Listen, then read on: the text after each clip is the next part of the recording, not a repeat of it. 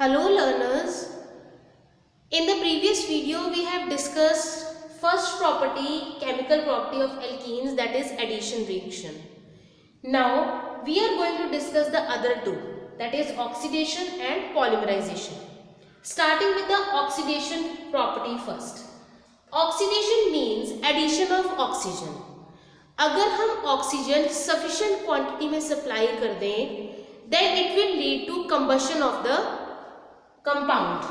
That is, हमने alkene लिया, उसको सफिशिएंट क्वांटिटी में ऑक्सीजन दे दिया. इन सिंपल वर्ड्स हम क्या कहेंगे कि it will lead to combustion. Compound की कंबशन हो जाएगी, वो जल जाएगा. अगर वो जल जाएगा तो it will lead to carbon dioxide and water. But we can also provide oxygen under controlled conditions. First of all, by adding cold KMnO4, it acts as a oxidizing agent. Now here we are adding KMnO4, which will provide nascent oxygen for its oxidation. अगर हम cold KMnO4 use कर रहे हैं, it will lead to diols. इससे diols बन जाएंगे. Ethane 1,2 diol. अगर यहाँ प्रोपीन लेते तो propane 1,2 diol means it will give rise to diols on if KMnO4 is added to alkene. Cold KMnO4 is added to alkene. But if hot KMnO4 is added to it, then the different products we will obtain. Like अगर हमने ethene में डाल दिया तो it will lead to carbon dioxide and water. The reason being, these are terminal. इधर से देखो तो ये टर्मिनल, इधर से देखो तो ये टर्मिनल. दोनों terminal carbon CH2 groups both are terminal. Terminal CH2 groups will get converted to CO2. इसको और ज्यादा क्लियर करने के लिए नेक्स्ट प्रोपीन के एग्जांपल से हम कंसिडर करें. इसमें दिस CH2 इज टर्मिनल. जो डबल बॉन्डेड कार्बन एटम्स है उनमें ये वाला टर्मिनल है, लेकिन इसके साथ एक और CH3 अटैच्ड है. In such a case, this part will get converted to COOH, and this part, which is the terminal CH2, it will get converted to CO2 and H2. और ज्यादा क्लैरिफाई करने के लिए हमने इधर भी CH3 लगा दिया. अब ये दोनों ही टर्मिनल नहीं है, दोनों ही मॉलिक्यूल के बीच में है. So in such a case, the bond will break and they will give rise to two molecules of carboxylic acid. If one of the hydrogens is replaced with CH3, अगर हमारे पास यहाँ H की जगह CH3 होता, then one of the products will be carboxylic acid and the other will be ketone. ये टूट जाता, इधर वाला पार्ट carboxylic acid बन जाएगा और इधर वाला पार्ट कीटोन में कन्वर्ट हो जाएगा. So these are the different steps of combustion. अगर हम complete ऑक्सीडेशन करते हैं, अगर हम sufficient quantity में ऑक्सीजन देते हैं, then it will give rise to carbon dioxide and water. अगर cold KMnO4 डाल रहे हैं, KMnO4 acts as oxidizing agent, but if it is cold it will give rise to alcohol, diols, and if it is hot then it will give rise to carboxylic acid, ketone and carbon dioxide respectively. Also we can do the oxidation using ozone. In this ozone, using ozone,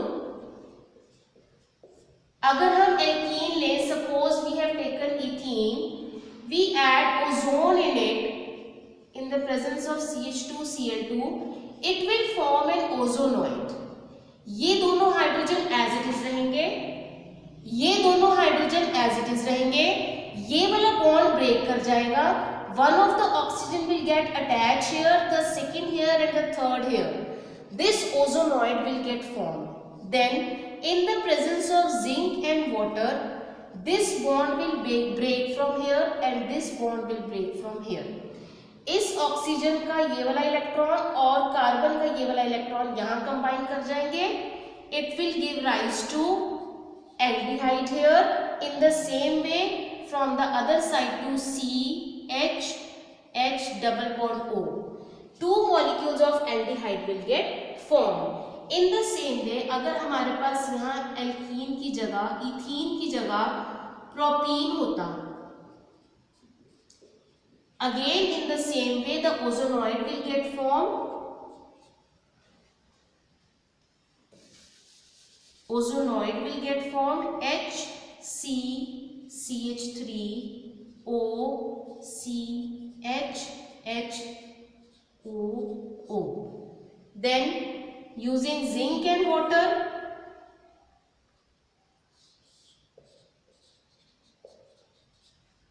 it will lead to HCCH3 double bond O plus HCH double bond O, means methanol and ethanol will get formed. अगर यहाँ पर CH3 होता तो ये ketone में convert हो जाता. In this way we can convert alkene to aldehyde or ketone. मतलब this is the chemical property by which using ozone we did the oxidation and finally we get the aldehyde or ketone depending upon the reactant which we are having. जैसे यहाँ CH3 होता तो ये हमें ketone मिलता.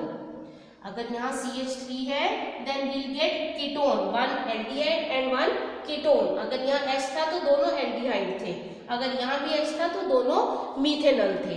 So this is the oxidation we have done कि अगर हम sufficient quantity में ऑक्सीजन दें तो क्या होगा, अगर हम controlled conditions में दें then what will be the products. Coming to the next chemical property, that is polymerization. Polymerization means to make polymer. What polymer is? A big molecule which is formed by the combination of large number of smaller units which are known as monomers. एक छोटा unit जिसे हम monomer कहते हैं, जब वो monomer बार बार repeat होता जाता है तो वो एक बहुत बड़ा मॉलिक्यूल बना लेता है जिसे हम क्या कहते हैं, polymer. These alkenes they show polymerization. Like for example, अगर हम CH2 इथीन के बहुत सारे मॉलिक्यूल्स को कंबाइन कर दें तो ये क्या बना देगा, इट इज इथीन. इसके बहुत सारे मॉलिक्यूल्स कंबाइन हो जाएंगे तो ये बॉन्ड बीच में से ब्रेक कर जाएगा further, and next the same type of molecule will get attached, then next same type of molecule will get attached and give rise to a huge molecule and it is known as polythene. In the same way, अगर हम CH2 double bond CHCl क्लोरोइथीन इसकी polymerisation कराएं, इसे हम क्या कहते हैं, इस ग्रुप को हम कहते हैं vinyl group. It is vinyl chloride. This is vinyl group and because Cl is attached to it, it is known as vinyl chloride. अगर हम इसकी आइसोमराइजेशन पॉलीमराइजेशन करवा दें तो ये ऐसे आगे अटैच हो जाएगा. Then we call it as polyvinyl chloride PVC. बीच में से ये वाला बॉन्ड टूट जाएगा, एक इलेक्ट्रॉन इस पर फ्री हो गया, एक इलेक्ट्रॉन इस पर फ्री हो गया. जैसे इस मॉलिक्यूल में होगा वैसे नेक्स्ट वाले पे भी होगा तो उसका भी नेक्स्ट वाले का इलेक्ट्रॉन उसके साथ अटैच हो जाएगा एंड ऐसे करते करते बहुत सारे मॉलिक्यूल्स आपस में जुड़ जाएंगे. It will give rise to a huge molecule, chain of molecule that is known as polyvinyl chloride. Here जो भी मॉलिक्यूल होगा उसके आगे उसका पॉली लग जाएगा. इथीन था तो उसके बहुत सारे मॉलिक्यूल्स जुड़ गए, तब हमने उसे पॉलीथीन कह दिया. विनाइल क्लोराइड के जुड़ गए तो पॉलीविनाइल क्लोराइड कह दिया. इसी तरह अगर हम टेट्राफ्लोरोइथीन 1122 टेट्राफ्लोरोइथीन के n मॉलिक्यूल्स ले लें तो ये CF2 पॉलीमर बन जाएगा पॉलीटेट्राफ्लोरोइथीन, जिसे हम कॉमनली टेफ्लॉन के नाम से भी जानते हैं. So it is polytetrafluoroethene which is formed by the polymerization of 1,122 tetrafluoroethene.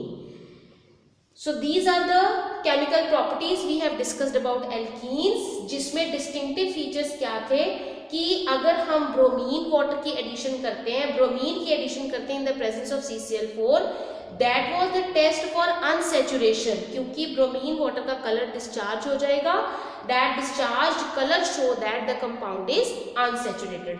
In the same way oxidation में हमने KMnO4 यूज करके डायोल्स और कार्बोक्सिलिक एसिड बनाए. That was also a test for unsaturation the alkaline KMnO4 is also known as Bayer's reagent. KMnO4 का जो हमने solution use किया उसे हम BAEYERS Bayer's reagent भी कहते हैं. BAEYER Bayer's reagent. So these two, bromine water test and Bayer's reagent test, these both they help us to tell about the unsaturation in a compound. And in case of oxidation we did ozonolysis जिसमें हमने ozonoid बनाया था. That property, that chemical reaction shows indicate the presence where the double bond is present. अगर हमें double bond की location देखनी हो तो वो हम ozonolysis के product से पता लगा सकते हैं कि where the double bond was located in the compound. These were the distinctive features regarding the chemical properties of alkenes. Thank you.